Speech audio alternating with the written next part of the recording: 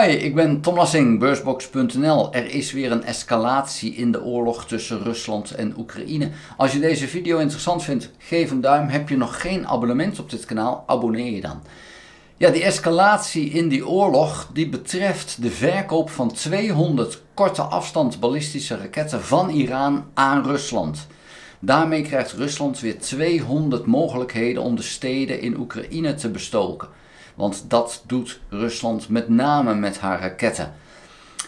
Zelensky is richting Amerika gegaan en heeft gezegd: ja, hallo, waarom mogen wij jullie wapens niet in Rusland gebruiken, maar laten jullie het toe aan Rusland om wapens die ze waar ze maar ook vandaan halen, waar dan ook in Oekraïne te gebruiken. Dat is enigszins oneerlijk en wij staan daardoor op een behoorlijk vervelende plek. Want ja, als je een raket eenmaal, als die verschoten is, als die onderweg is het ontzettend moeilijk om die neer te halen. En we hebben ook maar beperkte luchtafweer. Dus wij zouden graag wapens willen hebben waarmee we die raketten op de grond al kunnen vernietigen. En die ATACMS en de Storm Shadow van de Engelsen. Maar die mogen ze dus niet in Rusland gebruiken tot op heden. Nou, door die escalatie van Rusland lijkt er nu eindelijk beweging te zijn aan de Amerikaanse kant dat ze schoorvoetend gaan aangeven: binnenkort mag je mogelijk de ATACMS gaan gebruiken in een groot deel van Rusland. Nou, het is nog allemaal mits en maren, maar het lijkt er wel op. Het heeft waarschijnlijk te maken met het feit dat er nog niet bewezen is dat die raketten ook gebruikt worden door Rusland. Dus dat zal even een punt zijn. Er moet dan eerst weer doden in Oekraïne vallen met die raketten. Het moet dan bewezen worden dat het Iraanse raketten zijn. En dan pas zou Amerika mogelijk toestemming gaan geven aan Oekraïne om de wapens ook in Rusland te gaan gebruiken.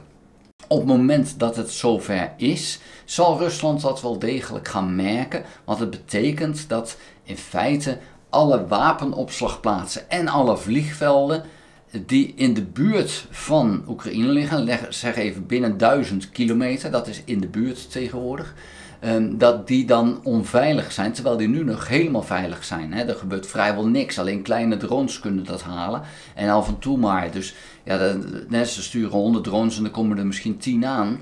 En dat geeft dan niet, dat zijn er 10 die wel raken, die anders niks hadden gedaan. Maar daar moet je een beetje aan denken. En die drones hebben dan maar een paar kilo springstof bij zich. Zo'n raket, ja, dat is dan toch wel eventjes een iets andere omvang. Dus dat is nu gaande. Maar het zou een escalatie in de oorlog betekenen. Het zou ook betekenen dat Rusland daar zwaar geraakt door kan worden. Kijk, Oekraïne ook met die 200 raketten. Maar voor Oekraïne is dat niet heel veel anders dan wat er nu al iedere dag gebeurt. Maar voor Rusland, die zitten nu nog veilig in hun eigen land. En ja, dat wordt dan echt wel anders als Oekraïne de beschikking krijgt over die ATACMS.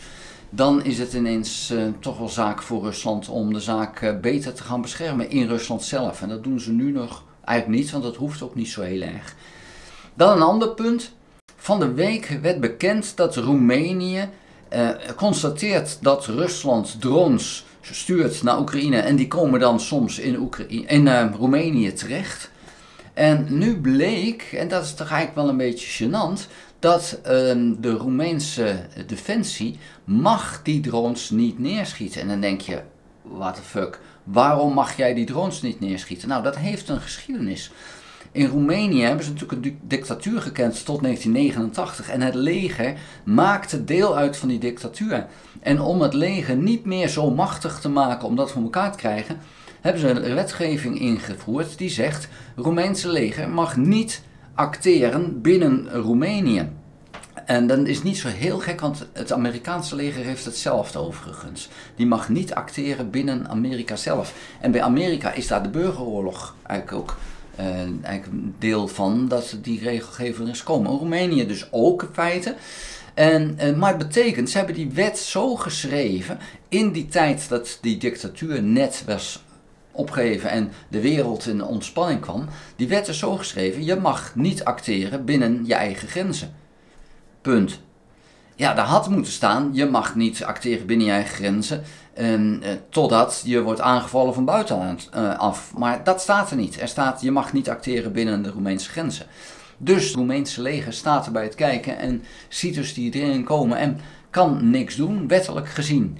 Ja, daar zal dus wel wat gaan veranderen, maar ja, dat is, als je er dan naar kijkt, dan denk je, ja, dit geloof je toch niet, dat die wetgeving zo bestaat. Maar ja, die is zo ontstaan en toen de tijd was er helemaal geen sprake van dat een Rusland Roemenië zou aanvallen. En sterker nog, het was enorm, iedereen ging uit elkaar en tussen Roemenië en Rusland kwam Oekraïne te liggen en Wit-Rusland. Dus ja, waarom zou je dan nog bang zijn dat een Rusland zou aanvallen?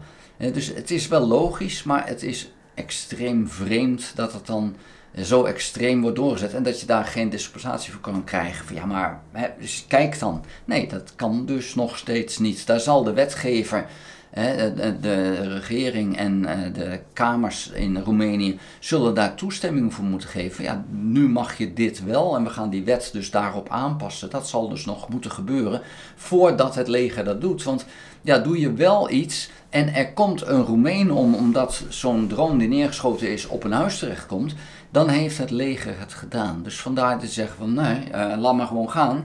En als die op een huis terechtkomt, ja jammer, maar dan zijn wij in ieder geval niet schuldig. Dan kan je naar Rusland wijzen. Dus zo werkt dat helaas. Nou, daar wil ik het voor nu bij laten. Vond je de video dus interessant? Geef die duim. En heb je dat abonnement op dit kanaal nog niet? Abonneer je dan. Ga ook naar www.beursbox.nl en schrijf daarin op de gratis nieuwsbrief. Dank voor het kijken. Houdoe!